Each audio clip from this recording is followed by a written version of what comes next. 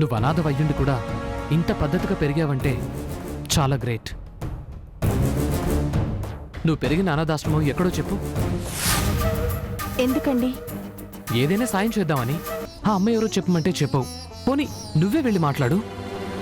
మాట్లాడిన ఉపయోగం లేదు సార్. ఆ అమ్మాయికి పెళ్ళైపోయింది. అజిత్ జాబ్కి రిజైన్ చేసి వెళ్ళిపోయాడు. ఇవాళ కాకపోతే రేపైనా సరే నాకు విడాకులు వస్తాయి. ఆ రోజు నేను రోహిత్ని పెళ్లి చేసుకుంటాను.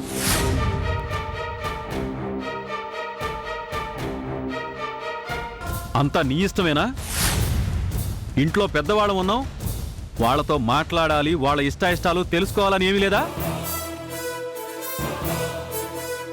ఎవడో దారిని పోయేవాడిని తీసుకొచ్చి వీడు నాకు కాబోయే భర్త అంటే చూస్తూ ఊరుకుంటామనుకున్నావా? అసలు ఎవర్రా నువ్వు? నా కూతురు రమ్మంటే వెనక ముందు ఆలోచించకుండా వచ్చేయడమేనా? కొంచెం కూడా ఆలోచించవా నువ్వు? ఓ బయటికి. ఓకే సార్, వెళ్తాను. గీత, నువ్వు రమ్మంటే వచ్చాను, కానీ ఇలా అందరితో మాట్లాడడానికి కాదు. నేను వస్తాను. బాయ్. రోహిత్, రోహిత్,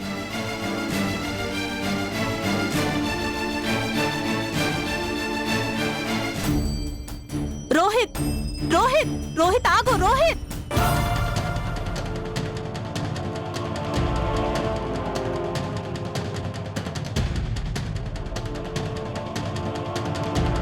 డాడీ, ఏంటి మీరు చేసింది? ఇంటికొచ్చిన మనిషిని అవమానించి పంపిస్తారా? నోర్మై, ఎక్కువగా మాట్లాడితే పళ్ళు రాలగొడతాను. అసలు నువ్వు ఒక పెళ్ళైన అమ్మాయి అనే ఆలోచన ఉందా నీకు? పెళ్ళా? దాన్ని పెళ్ళంటారా? అతన్ని మొగుడంటారా? తాళి కట్టిన భార్య పక్కనుండగా ఇదిగో దీని కూతురుతో కలిసి తిరిగాడు. అలాంటి వాణ్ణి మొగుడంటారా?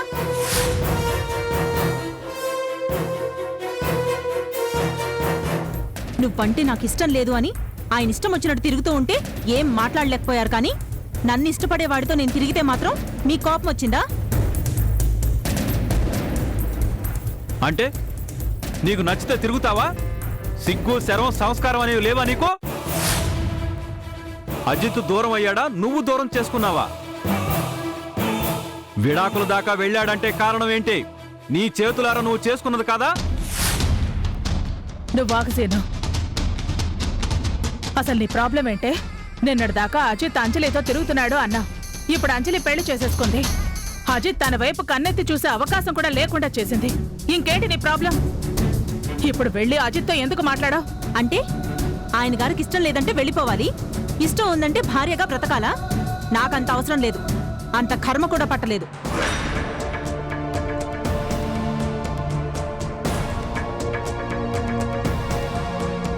ఇవాళ అంజలి చుట్టూ తిరిగినవాడు రేపు ఇంకో దాంతో తిరగడని గ్యారంటీ ఏంటి? నాకు అలాంటి వాడితో బతకాల్సిన అవసరం లేదు.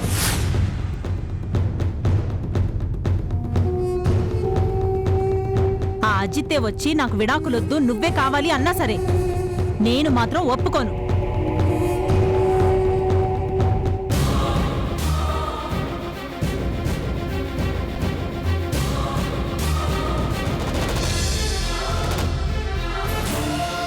ఇలా తయారైందంటే సేనా, మనం ఎలా దీని కాపురం నిలబెట్టాలని ఆలోచిస్తుంటే ఇది మాత్రం ఎలా మన పరువు మర్యాదలో నాశనం చేయాలని చూస్తోంది.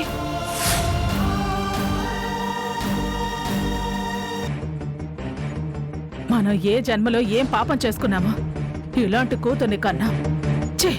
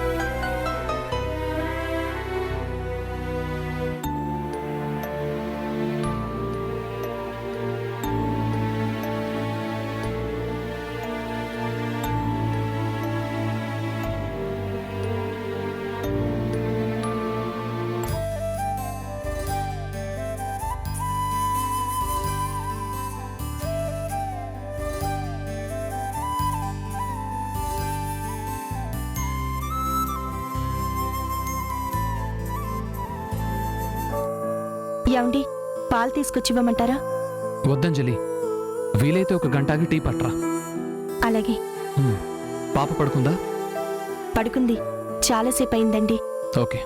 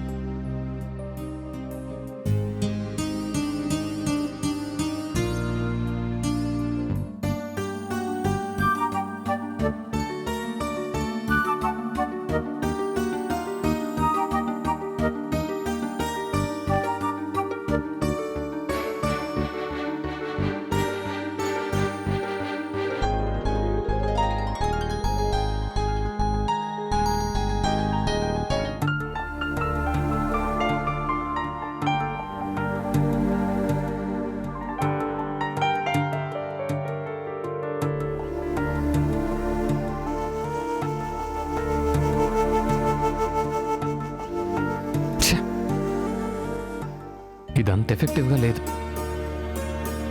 ఇంకో టైప్లో రాయాలి.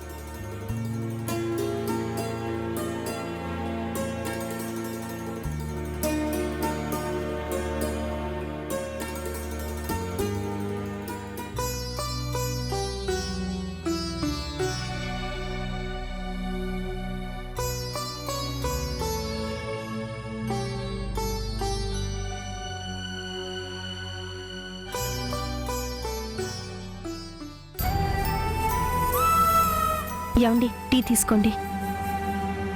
థ్యాంక్స్ అంజలి, మంచి టైంకి తీసుకొచ్చావు.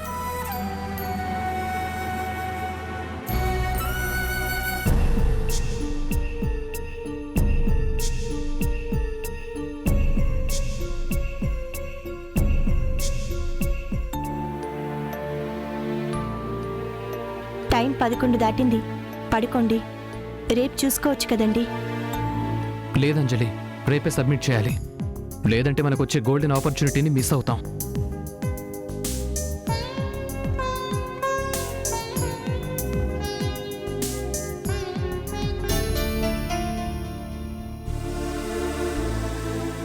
అసలు ఏంటిది? ఒక మల్టీనేషనల్ కంపెనీ వాళ్ళు ప్రోడక్ట్స్ ఇండియాలో లాంచ్ చేయాలని చూస్తున్నారు. దానికోసం ఇండియాలో ఉన్న కాస్మెటిక్ మ్యానుఫ్యాక్చరర్స్ యూనిట్స్తో టైఅప్ కావాలని చూస్తున్నారు. కంపెనీ గురించి, మన ప్రోడక్ట్స్ క్వాలిటీ గురించి, మార్కెట్లో మన ఇన్వాల్వ్మెంట్, మన టర్నోవర్, మన వర్కింగ్ కెపాసిటీ, మన ఇన్ఫ్రాస్ట్రక్చర్, ఇలా అన్ని విషయాలు ఈ ప్రపోజల్లో కనిపించేలా చేయాలి. ఇది చూడగానే ఇంప్రెసివ్గా ఉంటే గానీ ఆ కంపెనీ ఆర్డర్స్ మనకు రావు. ఇంటర్నేషనల్ కంపెనీ కదా, కాస్త ఇంప్రెసివ్గా ఉండాలని ప్రయత్నం చేస్తూ ఉన్నాను.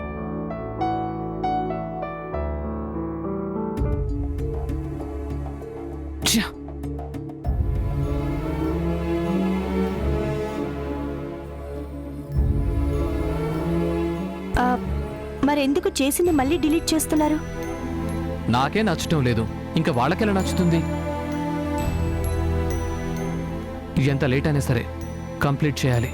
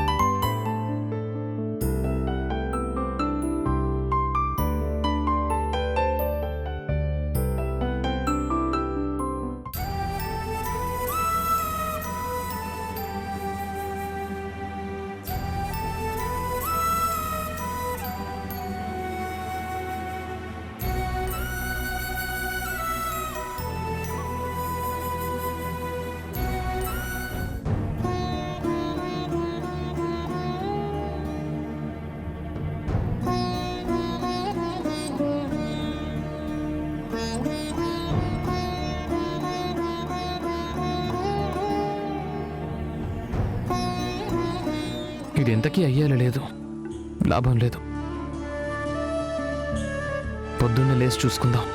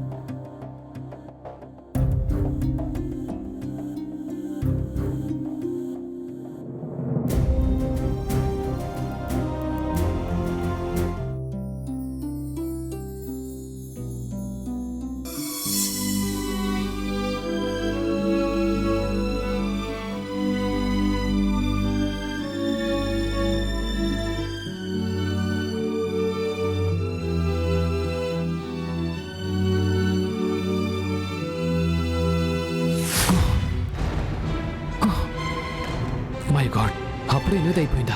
ఛా!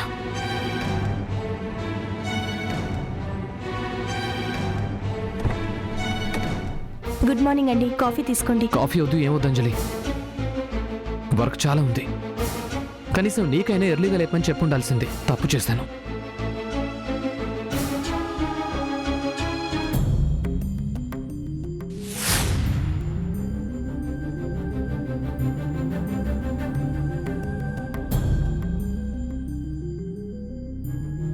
అరే అంజలి, ఇదెవరు కంప్లీట్ చేశారు?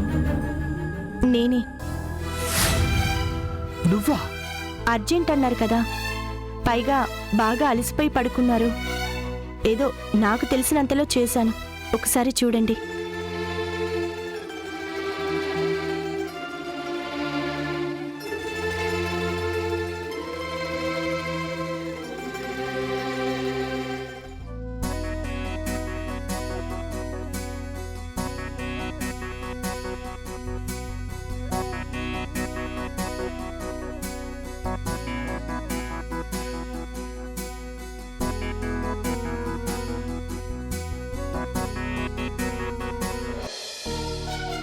ఎక్సలెంట్ అంజలి, ఇంత బాగా డ్రాఫ్టింగ్ చేశావు. చాలా బాగుంది. మీకు నచ్చితే సరిపోదు కదండి, అక్కడ వాళ్ళకి నచ్చాక అప్పుడు చెప్పండి. ఇవి నచ్చలేదు అంటే ప్రపంచంలో వాడంత మూర్ఖుడు ఇంకొకడు ఉండడు. నేను తయారు చేసినా ఇంత బాగా తయారు చేయలేను. థ్యాంక్ యూ అంజలి. నాకు థ్యాంక్స్ ఎందుకండి? నేను మీ భార్యని. మీ బాధ్యతల్లో నాకు బాగా ఉంది. This is my duty.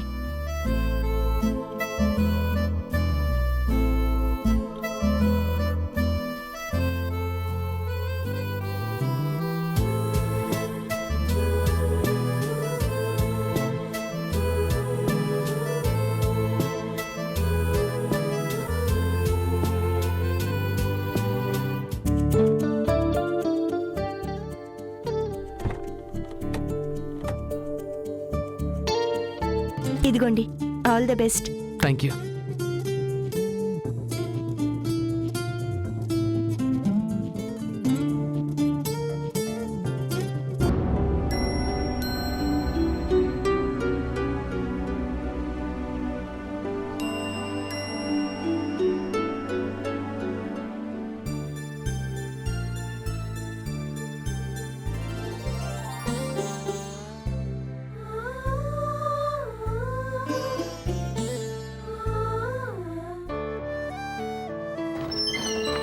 Excuse me sir.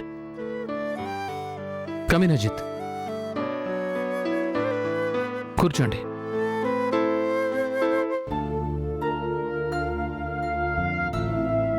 చెప్పు Ajit.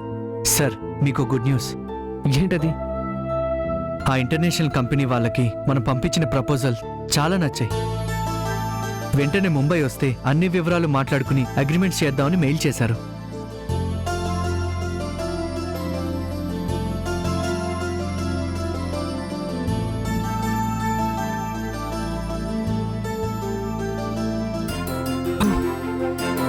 It's really good news Ajit.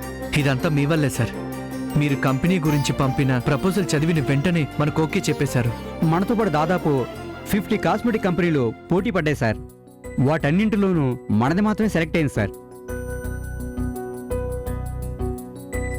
చాలా హ్యాపీగా ఉంది అజిత్. ఇది గనక వస్తే సంవత్సరానికి 100 కోట్ల టర్న్ ఓవర్ మనకు యాడ్ అయినట్టే. మీలాంటి వాళ్ళకి ఇలాంటివేంటి సార్, ఇంకా పెద్ద పెద్ద ఆపర్చునిటీస్ వెతుక్కుంటూ వస్తాయి. ఇందులో నా గొప్పతనం ఏం లేదు అజిత్. ప్రతి మగవాడి సక్సెస్ వెనుక ఒక ఆడది ఉంటుంది. అది నిజమని మా అంజలి ప్రూవ్ చేసింది.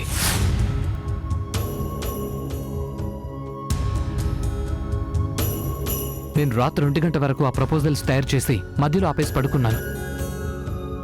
కానీ అంజలి ఆ సగం పూర్తి చేసింది. అది చదవగానే నేను అప్పుడే అనుకున్నాను, ఇది ఖచ్చితంగా చాలా బాగుంటుందని. ఈ ప్రాజెక్ట్ మనకే వస్తుందనుకున్నాను. అనుకున్నట్టే అది మనకే వచ్చింది. ఈ క్రెడిట్ అంతా అంజలిదే. ఈ క్రెడిట్ అంతా అంజలిదే. అయితే మేడంకి కూడా కంగ్రాచులేషన్ చెప్పాలి సార్. పోన్లేండి, మీకు తగిన పార్ట్నర్ దొరికింది. మీకు బెటర్ ఆఫ్ అయినందుకు అంజలి గారు మీ బాధ్యతల్లో కూడా పాలు పంచుకుంటున్నారు. ఫస్ట్ అటెంప్ట్లోనే ఇంత పెద్ద ప్రాజెక్ట్ వచ్చేలా చేశారంటే ఇక ముందు ముందు మీకు చాలా లాభాలు తెస్తారు సార్. అంజలిలో ఇంత టాలెంట్ ఉందని నేను ఎప్పుడూ అనుకోలేదు. కేవలం పాపను బాగా చూసుకుంటుందని అనుకున్నాను. కానీ బిజినెస్లో కూడా రాణించగలుగుతుందని నాకు ఇప్పుడే అర్థమైంది. ముంబై ఎప్పుడు వెళ్ళాలి? రేపే వెళ్ళాలి సార్. ఓకే, నాకు అజిత్కి టికెట్స్ బుక్ చేయండి. నేనెందుకు సార్? నువ్వు లేకుండా ఎలా అజిత్? నువ్వు మార్కెటింగ్ ఇన్ఛార్జివి. అసలు ఆ కంపెనీ దృష్టి మన మీద పడింది అంటే దాని కారణం నువ్వే. నువ్వు ఖచ్చితంగా రావాలి. లేదు సార్, నాకు కొంచెం పనుంది. మేనేజర్ గారు, మీరు వెళ్ళి ఫ్లైట్ టికెట్స్ బుక్ చేయండి. అలాగే సార్. అజిత్, ఏంటిది? నేను రావాలి అంటుంటే నువ్వు రాను అంటావేంటి? ఇది ఎంత పెద్ద ప్రాజెక్ట్ నువ్వు తెలుసు కదా. అక్కడ నేను ఒక్కని వెళ్ళి ఏదైనా మిస్టేక్ జరిగితే కంపెనీకి ఎంత లాసో నువ్వు అర్థం చేసుకున్నావా? ఇక నీకేం పనులున్నాయి? ఒంటరిగా ఉంటే మళ్ళీ ఏవో ఆలోచనలు వస్తాయి. మనసు పాడు చేసుకోవడం తప్ప ఇక్కడుండి నువ్వేం చేసేది లేదు. నేను చెప్తున్నాను కదా, నువ్వు నాతో వస్తున్నావు అంతే.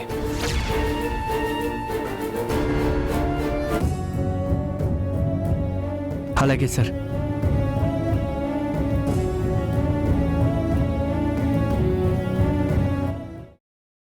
ఇప్పటికైనా వాళ్ళిద్దరిని కలపడం కోసం ఏదైనా చేద్దామంటే గీత ఒప్పుకోవటం లేదు. లేదు వదినా, వీళ్ళని ఇలా వదిలేయకూడదు. ఎవరికి వాళ్ళు విడిపోవడానికి కాదు కదా పెళ్లి చేసింది. ఏది ఏమైనా ఇద్దరిని విడిపోనివ్వకూడదు. నా ఉద్దేశం కూడా అదే వదినా. ఎలాగైనా సరే ఇద్దరి మనసులు మార్చాలి. హలో చెప్పండి రవీంద్ర గారు. వర్క్ ఆగిపోయింది. ఎల్లుండి కల్లా మనం డెలివరీ చేయకపోతే ఎంత నష్టపోతామో నీకు తెలుసా?